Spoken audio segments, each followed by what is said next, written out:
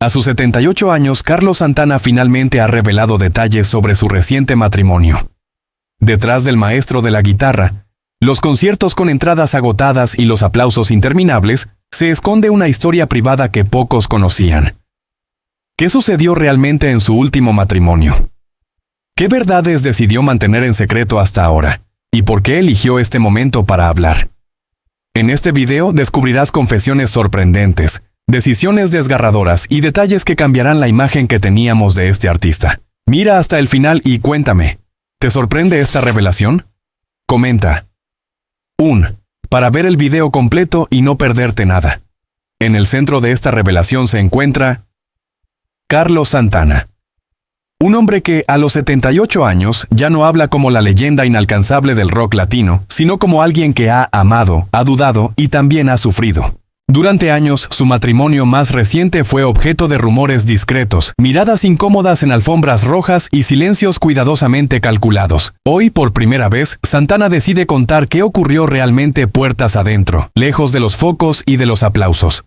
Según sus propias palabras, no se trató de una ruptura repentina ni de un escándalo mediático, sino de un desgaste lento, casi invisible, marcado por dos vidas que avanzaban a ritmos distintos. Mientras él seguía buscando sentido espiritual en la música y en el escenario, su pareja anhelaba una estabilidad cotidiana que el artista, siempre en gira, no supo o no pudo ofrecer.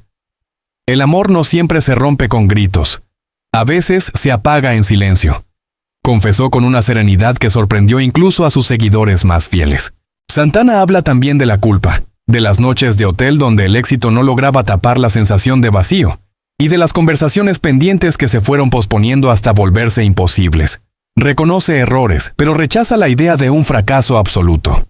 Para él, ese matrimonio fue una lección tardía sobre los límites, la escucha y la necesidad de ser honesto, incluso cuando duele.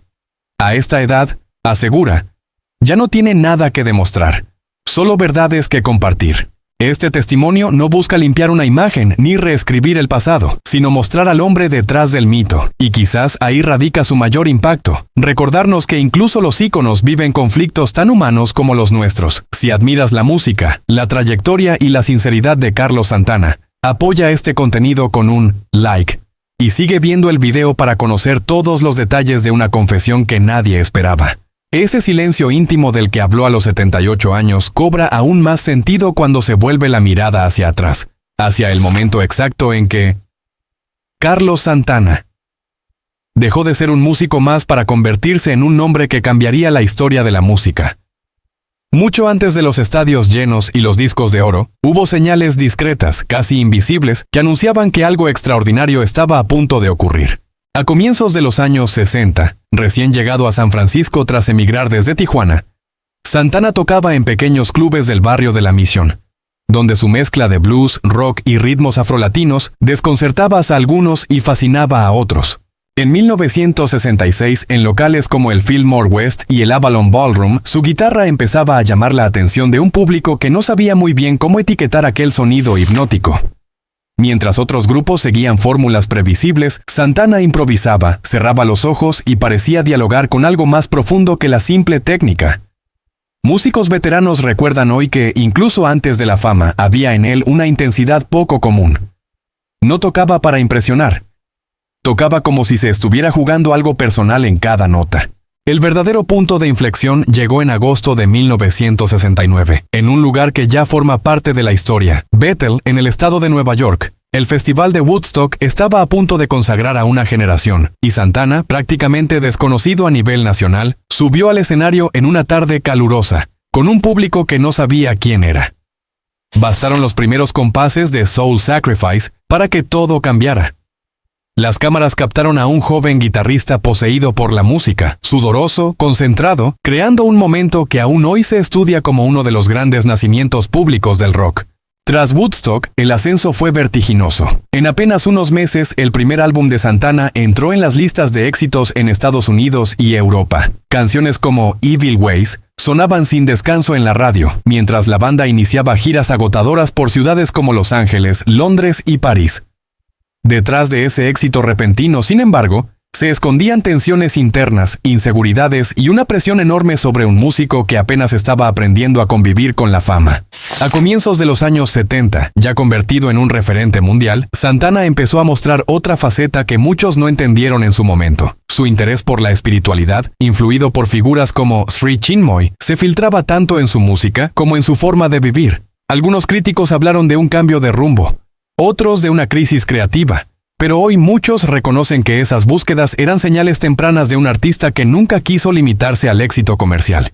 Cada concierto, cada álbum exitoso, llevaba consigo un coste personal. En entrevistas de la época, ahora releídas con otros ojos, Santana dejaba frases sueltas sobre el cansancio, la soledad de los hoteles y la dificultad de mantener relaciones estables en medio de una vida nómada. En su momento pasaron desapercibidas, pero hoy parecen pequeñas grietas que anticipaban los conflictos íntimos que él mismo revelaría décadas después. Mientras el mundo lo veía como un símbolo de triunfo y libertad, él aprendía a fuerza de experiencia, que la fama amplifica tanto la luz como las sombras. Ese periodo de éxito fulminante no solo consolidó a Santana como leyenda viva, sino que también sembró preguntas internas que lo acompañarían durante toda su vida. Incluso cuando los aplausos eran ensordecedores y el reconocimiento parecía absoluto. Ese éxito fulgurante que lo lanzó a la historia no surgió de la nada. Para comprenderlo, es necesario retroceder varias décadas hasta un tiempo marcado por la precariedad, el desarraigo y una infancia donde la música fue primero refugio antes que destino. Carlos Santana. Nació el 20 de julio de 1947 en Autlán de Navarro, un pequeño municipio del estado de Jalisco, México, lejos de cualquier circuito artístico importante.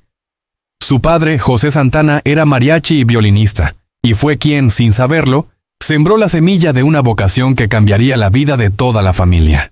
Los primeros años transcurrieron entre constantes mudanzas y una economía frágil. Autlán ofrecía poco trabajo estable, y la música, aunque presente, no garantizaba ingresos suficientes. A comienzos de los años 50, la familia se trasladó a Tijuana, una ciudad fronteriza dura y caótica, donde la supervivencia diaria imponía sus propias reglas. Allí, el joven Carlos conoció la calle mucho antes que los escenarios. Vendía chicles, lustraba zapatos y observaba a los músicos tocar en bares frecuentados por turistas estadounidenses. Fue en Tijuana donde ocurrió uno de los episodios más reveladores de su infancia. Con apenas 8 años, su padre insistió en que aprendiera violín, convencido de que la disciplina musical podía sacarlo de la marginalidad.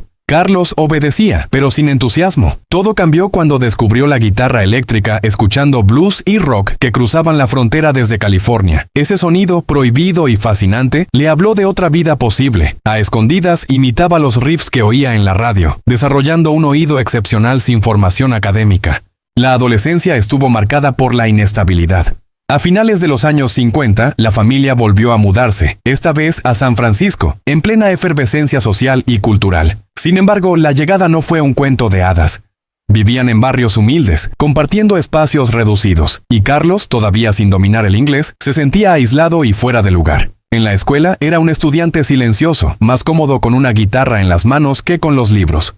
Hoy, antiguos conocidos recuerdan detalles que entonces parecían insignificantes. Su costumbre de tocar durante horas en parques públicos, su tendencia a perder la noción del tiempo cuando improvisaba, y una sensibilidad casi dolorosa frente a la injusticia y la pobreza que veía a su alrededor. Aquellas experiencias tempranas forjaron un carácter introspectivo, pero también una necesidad profunda de expresión. La música no era un hobby. Era una forma de sobrevivir emocionalmente.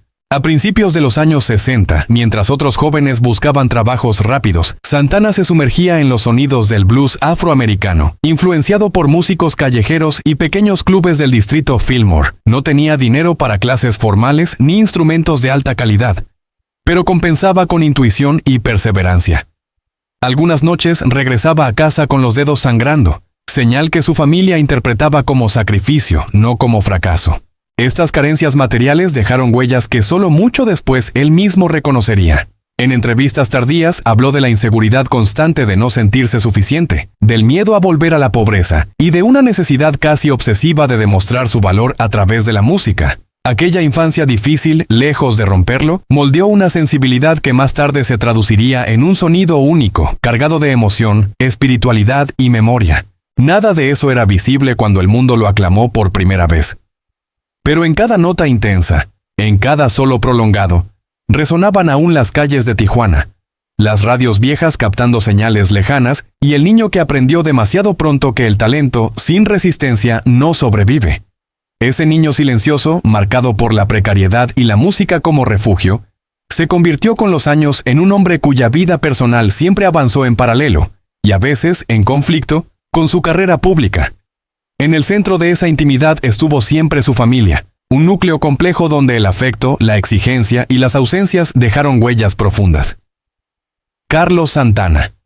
Creció bajo la sombra de un padre músico, José Santana, cuya disciplina férrea fue tan formativa como dolorosa.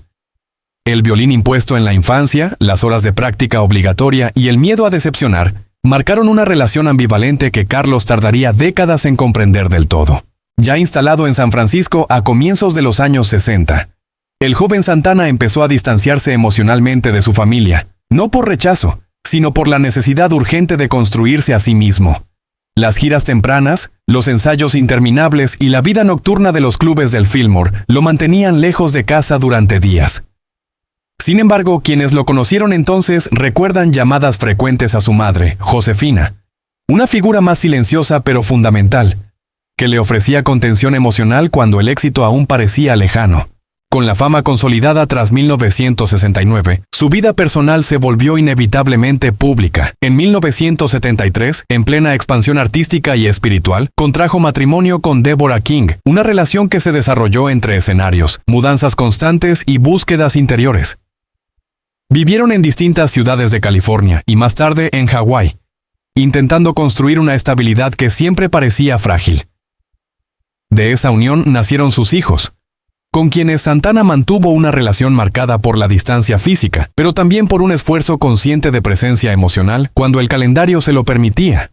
Amigos cercanos relatan que, pese a las ausencias, Carlos intentaba compensar el tiempo perdido con rituales simples, desayunos largos cuando estaba en casa, conversaciones nocturnas y música compartida. Sin embargo, el peso de la fama y las giras internacionales volvía una y otra vez a imponer su lógica.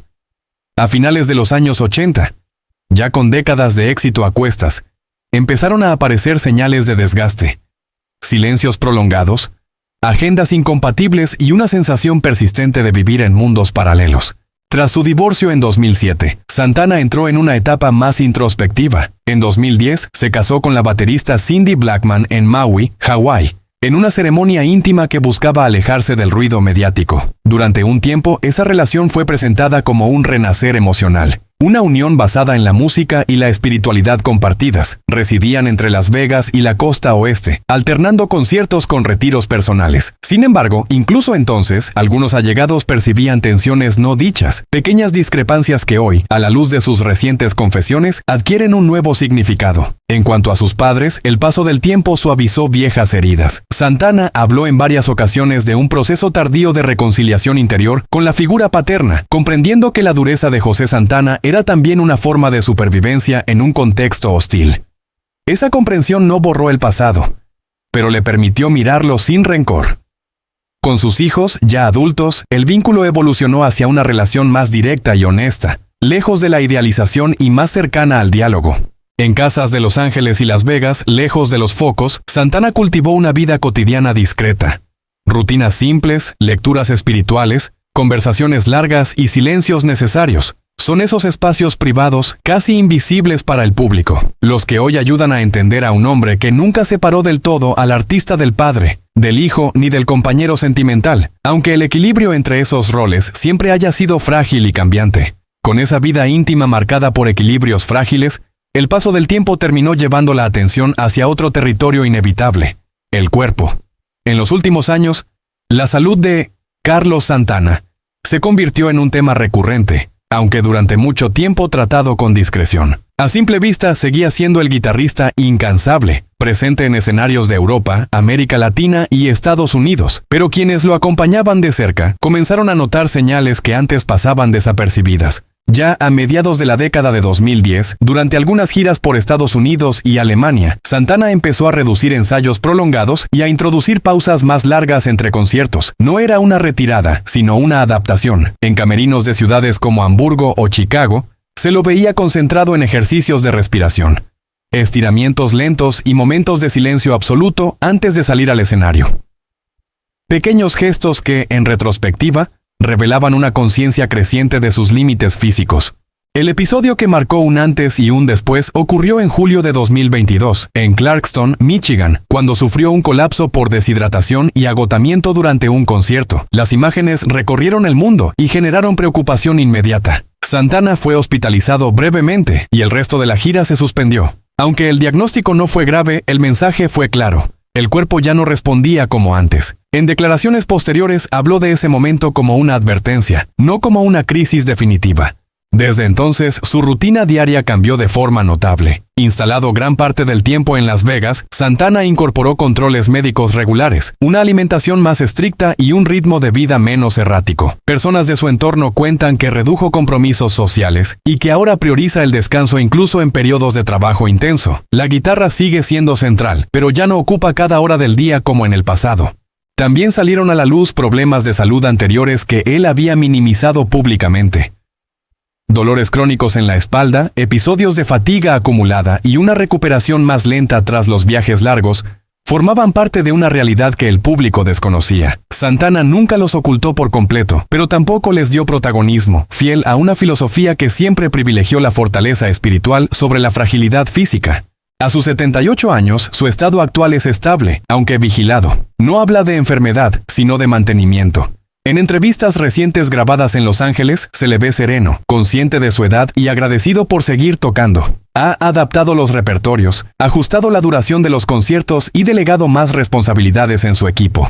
Cada decisión parece orientada a prolongar el vínculo con la música sin desafiar innecesariamente al cuerpo. Quienes lo han acompañado en estudios de grabación durante este periodo, describen un Santana más reflexivo, menos impulsivo, pero igual de exigente consigo mismo. Escucha más, toca menos notas, pero cada una con mayor intención. Algunos músicos interpretan esta evolución como una consecuencia directa de su estado físico. La energía ya no es infinita, y por eso cada gesto cuenta. Lejos de retirarse, Santana ha aprendido a convivir con una nueva forma de presencia. La salud, antes un tema secundario, se volvió parte central de su narrativa personal, no desde el miedo, sino desde la aceptación. Es en esa conciencia corporal, construida lentamente tras décadas de excesos, viajes y sacrificios, donde se revela otra capa del artista, la de un hombre que entiende que seguir creando también implica saber detenerse, escuchar y cuidar lo que aún permanece fuerte. Esa conciencia del tiempo y del cuerpo terminó influyendo también en la manera en que Carlos Santana empezó a mirar su propia vida como un recorrido completo, no dividido en éxitos aislados, sino en etapas que se responden entre sí. A partir de los años 2000, cuando muchos artistas de su generación optaban por la repetición o el retiro discreto, Santana eligió otra vía, reinterpretarse sin romper con su esencia. El álbum Supernatural, grabado entre San Francisco y Los Ángeles y lanzado en 1999, no fue solo un regreso comercial, sino una señal clara de que aún sabía leer el pulso del tiempo. Las colaboraciones con artistas más jóvenes no respondían a una estrategia de moda, sino a una curiosidad genuina por seguir dialogando con el presente. Durante los primeros años del nuevo milenio, su vida se organizó entre giras selectivas y periodos de recogimiento. Residía largas temporadas en Hawái y California, lejos de los grandes centros mediáticos, y solo reaparecía cuando sentía que tenía algo que decir musicalmente. En esos años, quienes trabajaban con él notaban un cambio sutil, menos urgencia, más profundidad. Santana hablaba a menudo de cerrar círculos, de comprender decisiones pasadas que en su momento parecían impulsivas y que ahora adquirían un sentido distinto.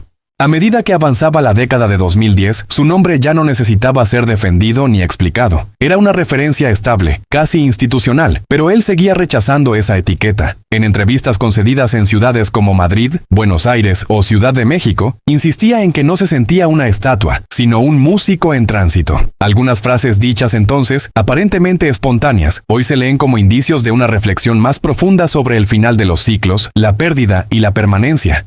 Su vida estuvo siempre marcada por ese contraste, una figura pública asociada a la energía, al fuego escénico, y un hombre privado inclinado al silencio, la introspección y la espiritualidad. En los camerinos, antes de salir a tocar, prefería el recogimiento a la celebración.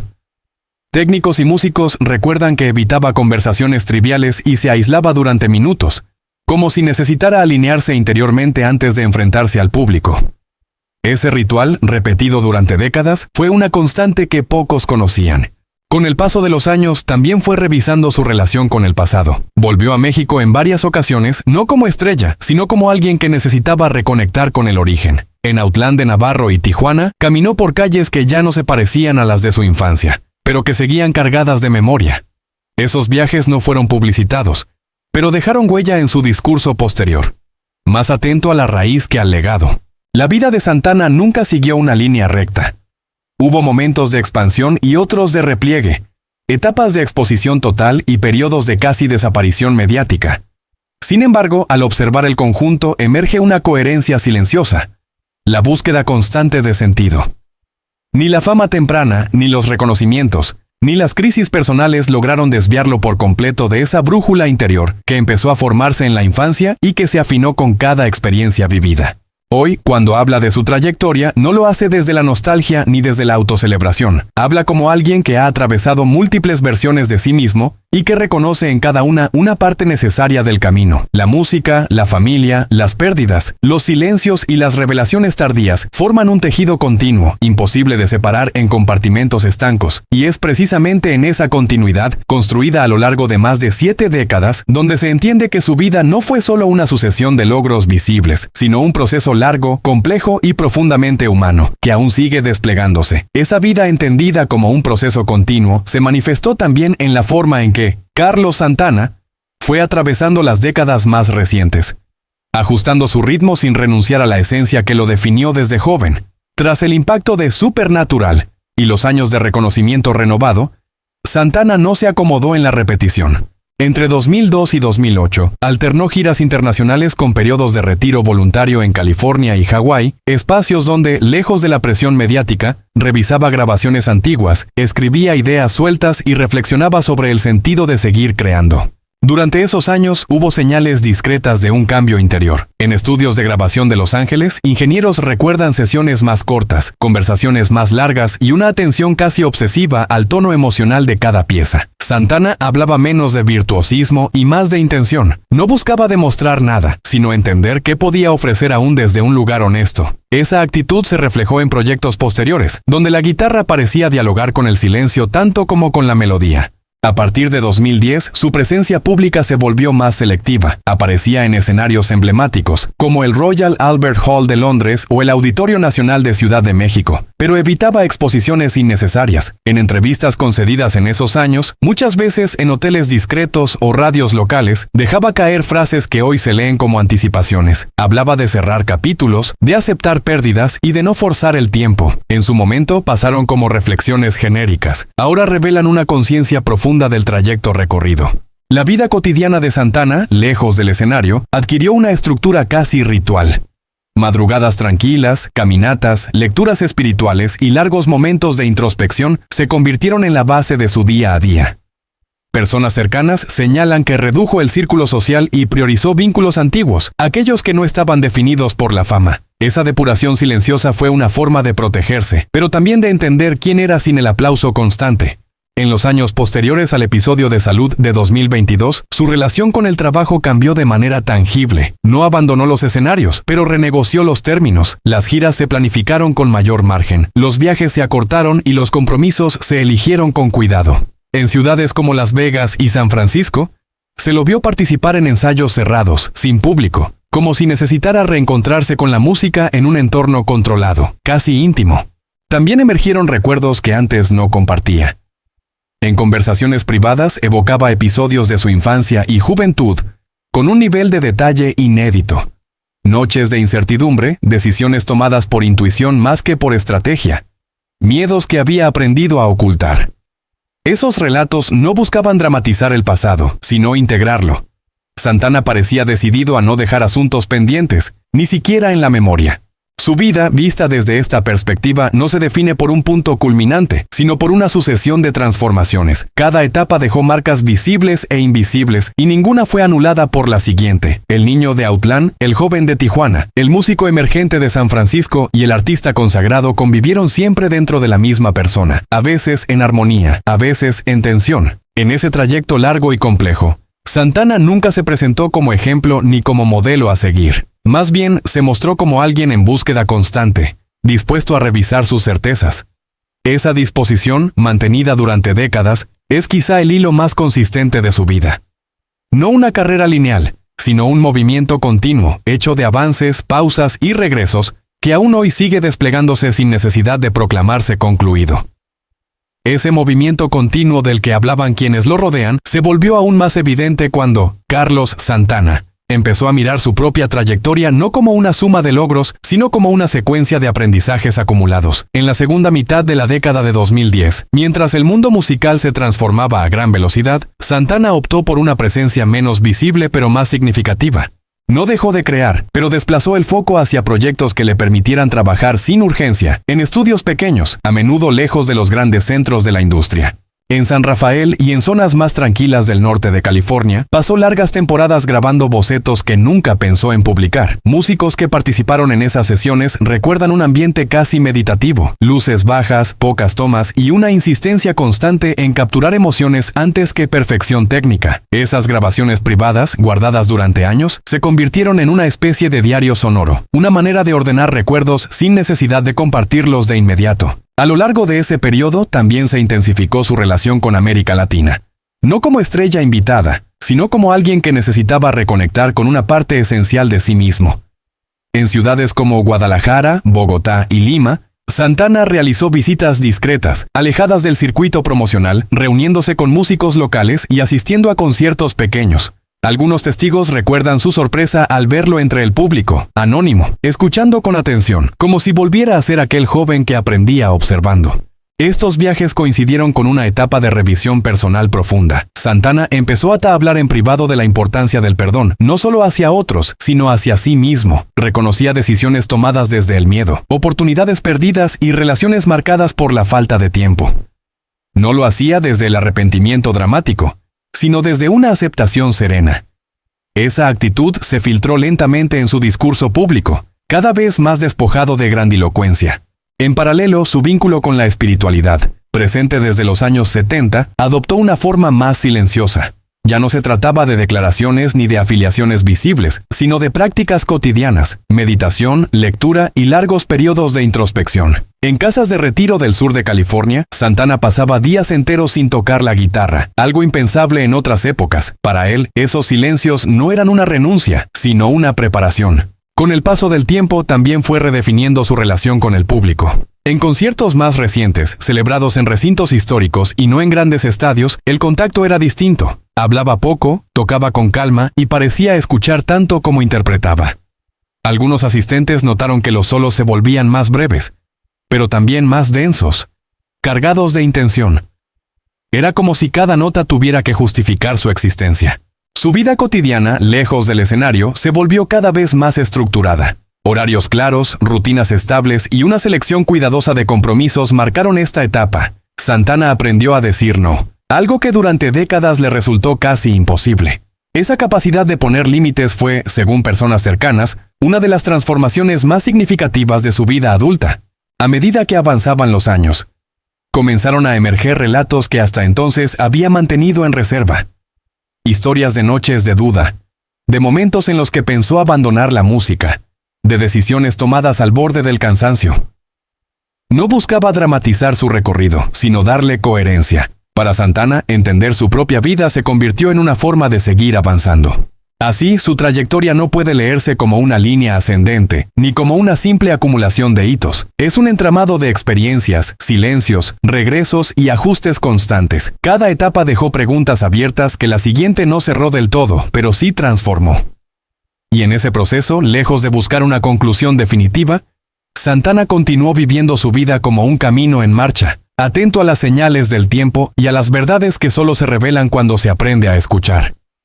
Después de recorrer cada etapa de su historia, resulta imposible no mirar a Carlos Santana con otros ojos. Detrás del mito, del sonido inconfundible y de los escenarios iluminados, hay un ser humano que conoció la carencia, la duda, el amor complejo y el peso del tiempo. Su vida no fue perfecta ni lineal, pero sí profundamente auténtica. Hoy, más que nunca, merece ser comprendido y acompañado, no solo como artista, sino como hombre que se atrevió a escuchar su verdad y compartirla. Si esta historia te ha tocado, si sientes respeto y cariño por todo lo que Carlos Santana ha entregado a la música y a varias generaciones, te invitamos a mostrar tu apoyo. Dale like al video para que más personas descubran este recorrido humano. Comparte este contenido con quienes también aman su música y su legado y suscríbete al canal para no perderte las próximas historias que revelan el lado más íntimo de las grandes leyendas. Tu apoyo es la mejor forma de mantener viva esta memoria y seguir contando historias que merecen ser escuchadas.